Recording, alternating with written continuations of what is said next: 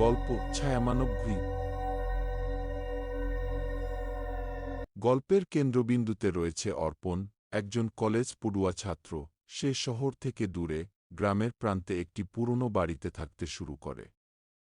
বাড়িটি আগে থেকেই পরিচিত ছিল অদ্ভুত ঘটনার জন্য, কিন্তু ভাড়াটা কম, তাই অর্পণ কোনো চিন্তা না করে সেখানে উঠে যায়। অদ্ভুত আগমন প্রথম কয়েকদিন স্বাভাবিকভাবেই কেটে যায়। অর্পণ তার পড়াশোনা নিয়ে ব্যস্ত থাকে, কিন্তু একদিন রাতে সে লক্ষ্য করে তার ঘরের জানালায় একটি ছায়া। ছায়াটি এমনভাবে দাঁড়িয়েছিল যেন কেউ তার ঘরে তাকিয়ে আছে, কিন্তু বাইরে কেউ নেই।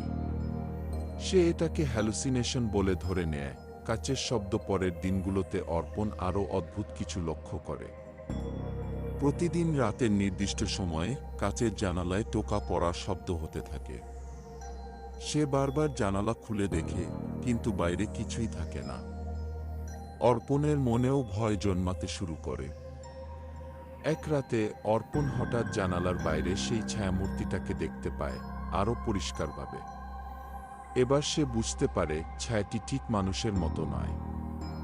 এর আকার অস্বাভাবিক, এবং যেন ছায়াটি শুধু তাকিয়ে থাকে, নড়াচড়া করে না। ছায়ার পিছু ভয়ে অর্পণ তার বন্ধুদের ডাকে। সবাই আসে, কিন্তু তার বন্ধুরা জানালায় কিছুই দেখতে পায় না। তারা বিষয়টি উপেক্ষা করতে বলে, কিন্তু অর্পণের মনে সন্দেহ জন্মায়। এই ছায়ামানবটি কি শুধু তাকেই দেখতে পায়? কয়েকদিন পর এক রাতে অর্পণ সেই ছায়াকে ঘরের ভেতর দেখতে পায়। সে দরজার সামনে দাঁড়িয়ে থাকে, ধীরে ধীরে এগিয়ে আসে। অর্পণ পালাতে চায়, কিন্তু তার পা যেন জমে যায়।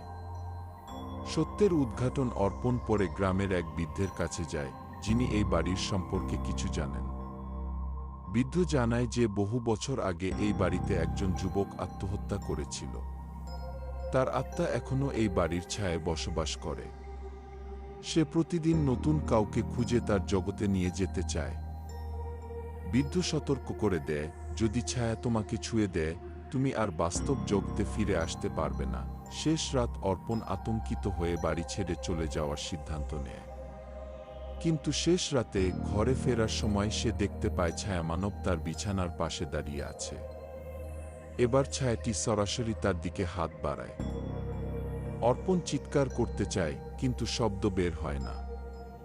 সবকিছু অন্ধকারে ঢেকে যায়। অর্পণ পরদিন আর বাড়ি ছেড়ে যেতে পারেনি।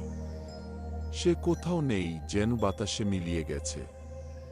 নতুন ভাড়াটিয়ারা আসছে, এবং সেই ছায়া এখন তাদের জন্য অপেক্ষা করছে।